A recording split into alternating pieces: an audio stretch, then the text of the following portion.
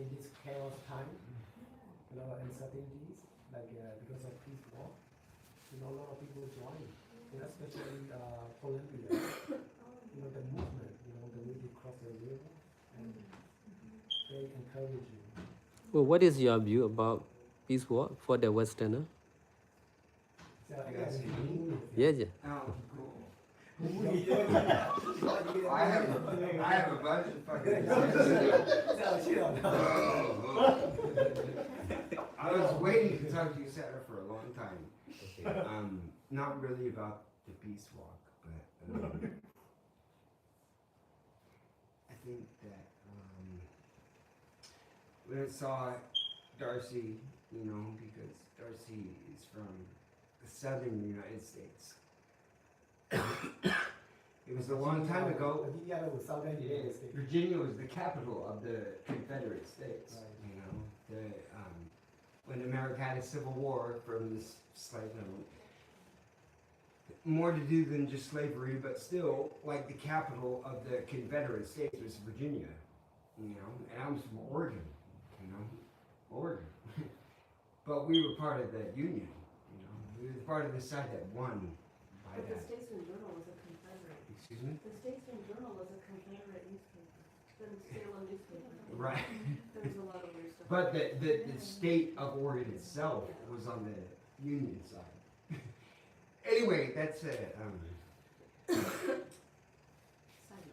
yeah, that's a side note. That's what it would be, as a side note. So, what I would think about that peace march, I have many things I want to talk to you about right now. Not much about the peace march, but I was called to talk about the peace march. So, I would say that I'm not Asian, or I'm not from any of that places. I lived over there for whatever reasons, but like the fact that I have, for whatever reason, come into contact with Darcy and become involved with her and everything, and her mom is talking about this peace march, and her dad's talking about this peace march and everything, like, that's pretty good, right? That's a pretty good thing. Like, Yeah. that's like, I would think that's a devolution in like our society and what American is, to like devolve to the point that like, they have to see devolution in our society to like point to the monks that are walking around right now, like even people in North Carolina, fucking North Carolina. Remember, I was on the Oregonian side. Granted, we were not really in the Civil War, we were still on the Union side. This is like the other side, and they're rallying for Buddhist monks to walk around. They're having police escorts going around. Like, so that's pretty good. So what do I think about that? I think that's a statement of what's happening to those people in North Carolina. That like, shit is so fucked up that they're able to see these monks are walking like without shoes on and like, holy fuck, like, and all of a sudden I see Darcy sending me pictures from her fucking mom saying this happened in North Carolina today, and it's remarkable because there's people that you would consider like bigoted, like anti what Buddhists would stand for, yet they are coming out by like the thousands to support this peace march. And I would just say that like that's not really their like understanding or support of what maybe the people that are doing the peace march are doing. They just don't have anything else to comfortably like get onto, like that's gonna be good, because everything else is bad. Everything else right now is not that good. As in like why North Carolina would have 15,000 people come out to like support a peace march by Buddhists. As North Carolina. Yeah. So my opinion about that. But I had something else to ask you, Sato, that I wouldn't have asked you if I hadn't asked me to come and talk about the peace march.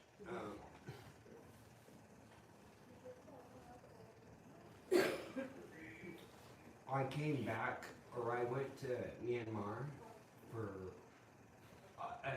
any other reason than Buddhism, by the way. I went on a very attached you know, not only like physiologically with drugs and everything, but it went in all sorts of crazy places. And it somehow brought me back to a place where I would have to then accept all these other things that I would have to do, and then, I mean, you know this, you remember, but it's fucking Sun River. Like, I'm gonna go back door and I'm like, oh, we have to go to Sun River for 5 years. Like, what the fuck? This Burmese guy that I like got rescued from the goddamn jungle is gonna take me to Sun River after 9 years. So I don't even want to see my family, but he's going to Sun River. Like, well, I'm gonna stay in California. I can't. I have to go now.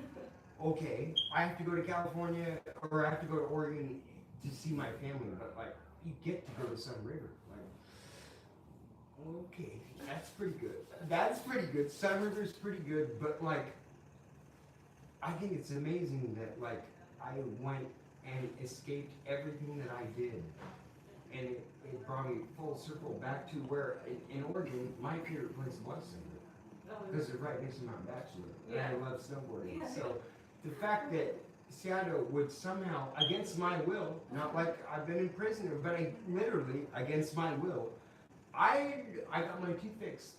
I knew he's going to Sun River, and I'm cool. I'm gonna go back because I met her mom. I can go over there. I don't need to do that. I'm like, no. He's going to Sun. You have to go now. To get some. So that's pretty cool. But like as far as the other stuff, like I think that people should just I don't know. People shouldn't have to go through what I went through. I wasn't abused. I didn't have any bad happening. I had every advantage that you could imagine as a person, and I still like completely failed in the sense that what that could be is, and that he could pick me up out of that. I mean, Christ, like I'm not. I was never racist. I wasn't, but like the fact that I mean, I went to inpatient rehab 7 fucking times. I didn't even do anything. So the fact that message, that Sadhu's message, or that message of a non-self, what I learned in prison in Thailand, that message could have like hit me harder than anything. Doesn't matter like what. No, because that was before I was on like state insurance. Like, that was when I was on rich people insurance. That was when I got to go to like that Betty Ford type of shit. And I went to several of them, and I didn't do anything. And the message of basically what Sadhu taught me before I even knew Sadhu taught me was what non-self was. And that happened when I was in.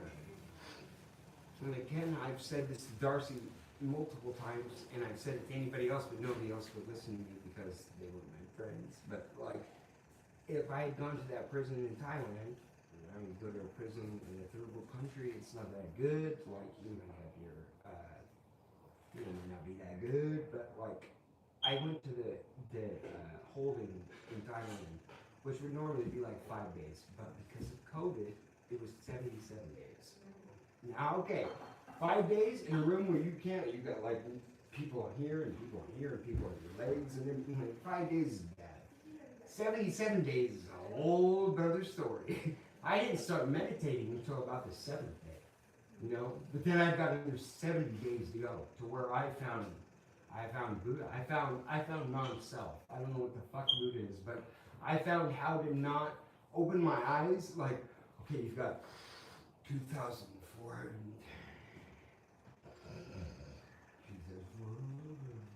I'm not counting to anyone. And if I open anything, I'm just going to be awakened to something I don't want to see anymore.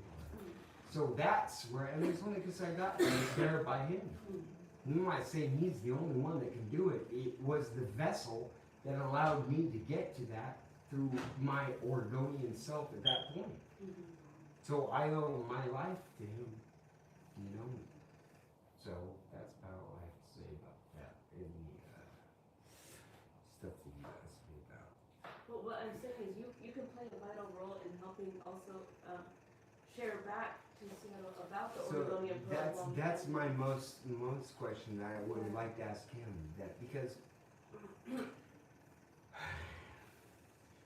what ended me up in that prison in Thailand or what ended me up in that prison in America in Salem, you know that OSP, you know what the OSP is, the Oregon State Penitentiary, it's in Salem. I went there twice. So did a lot of like really bad people. So, what that, I don't know, what, fuck, it's I maybe only a question for him to answer, but I don't know what to,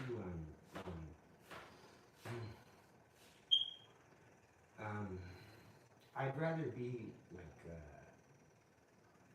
you know, I hear other people, yourself included, your stories are good, you could like help others. I know that. Motherfucker, if I heard my story at a different time for the person that told, like I could talk to, could help with the apparatus to like be help, I know it could. Fuck, it helped me without the apparatus even being there. It was just him there. So there is a part that I can serve. It's called service. Like I know that's the only we give like, but And just showing up, like the peace marchers, they're not doing anything, they're just showing up. So we're just showing up. Right. And in non-diverse Oregon, you know, that's having some other voices and faces. Right. That's needed. I guess at that point it's just I don't know, pride. I don't want to admit I have any pride because nobody wants to admit they have that. But like, I haven't seen them in that long. I'm coming back with them. Like I immediately have defenses I put up. Like I'll put like guards up. That's not right, but I don't know. I think that like the Iranian shit that happens, like when there's 20,000 people that like that was a minute ago, but like have died for standing up to a regime that has guns when they don't have guns. You know, so you call that great? Yeah, Myanmar too. Myanmar absolutely too. So I'm not versed in that shit. Neither are you. I don't know what it is to like give my life for freedom.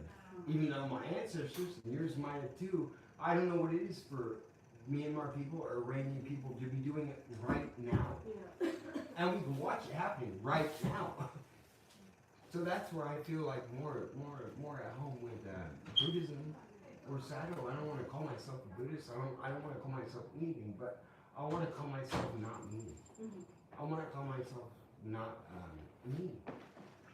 The only thing I understood in a place like I went to that 77 days of not being able to move. I'm not fucking talking about a going to retreat. I mean, not knowing why I was there, not being able to move while I was there. So a 77, not a 10-day one, but 77 days that you didn't know you signed up for. Now, so then I entered into a place of like, well, I don't even need to live here anymore. I figured out how to like. But it never stopped. I never had like a plan when that was going to stop. So it just eventually stopped. I didn't count anymore. I just was kind of like that stuff. So then when the world came back to me, the only thing I had left to say is I should go back to prison. Because this world is evil. This world like immediately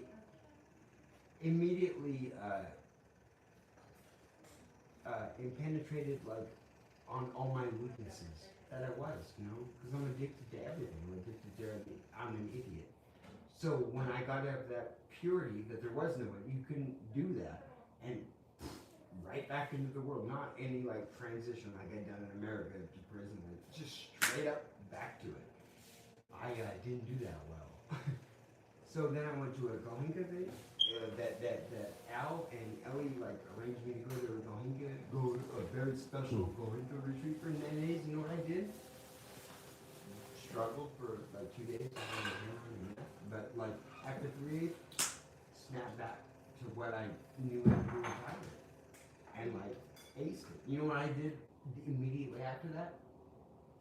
Alcohol. Immediately.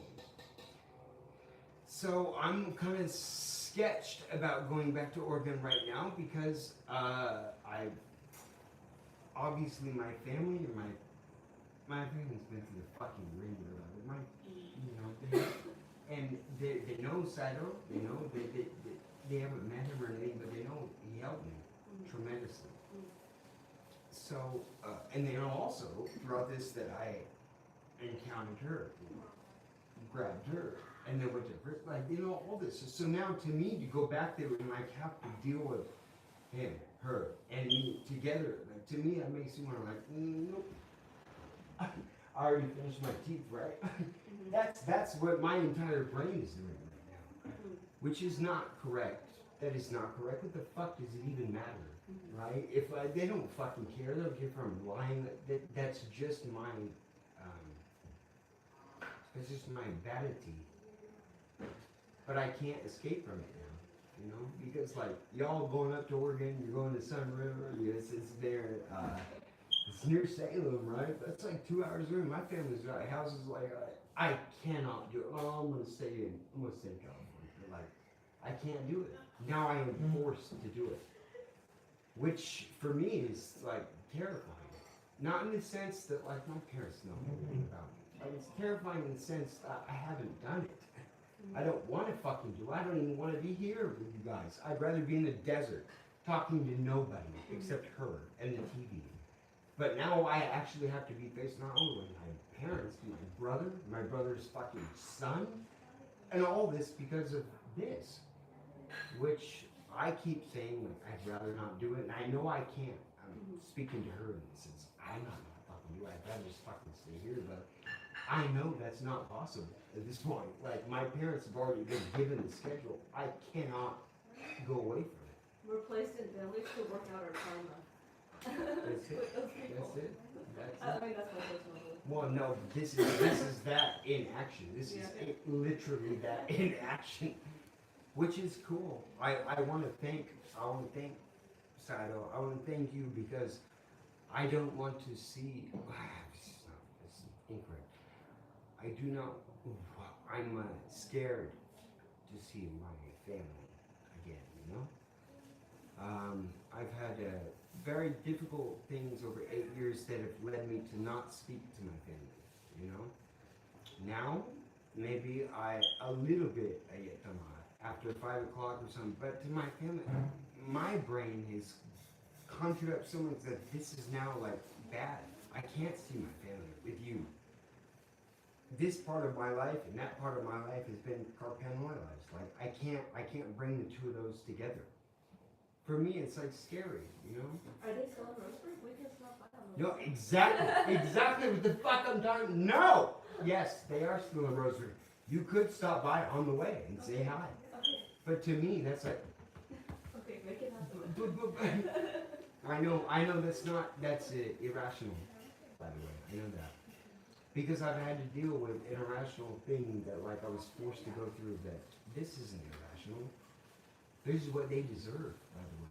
You think my parents are fucking scared of this? No. My parents want to meet him. They want to like say thank you, like you know, like so why am I scared of it? Bad. That's a question for another person. I don't know. But I am. You can show off your woman. Well, I plan on doing that, but like it's still not gonna prevent the fact that like I don't know, nothing's wrong. I will make something wrong and nothing's wrong. But you know, they're older people, they're I'm not gonna say they're not dumber or older, whatever, but there's nothing to worry about there. For me, I know that. Like logically I know there is nothing to be like, oh, well, you lied about this thing. I've lied about fucking everything. So the fact that I'm even there with this is good. Whether what you lied about, now I can think that's a problem. But the fact I'm even going there, I'm winning. So I don't want to do it. I don't want to do it. But I have no choice now. And thank goodness because literally because her and this whole thing that's happened, how in the fuck am I gonna say, I'm gonna sit this one out? It's like, I haven't seen you in 8.5 years, but they're coming like 2 hours away from you. I don't think I'm gonna come. But you're already, so I have to now. So, that's good. That's a very good thing. What do you think, darts? Dark. It's our nickname. Are you guys planning to drive up a separate vehicle and have some trucks to go to, or are you driving this one? No. Okay, we don't I was just have- trying to figure it out. Okay. Well, I mean, when I had this, again, not to make any complaints, but this insurance out of my Jeep, like the $22,000 they did on this, because I was driving and catering them, like they finished it to the point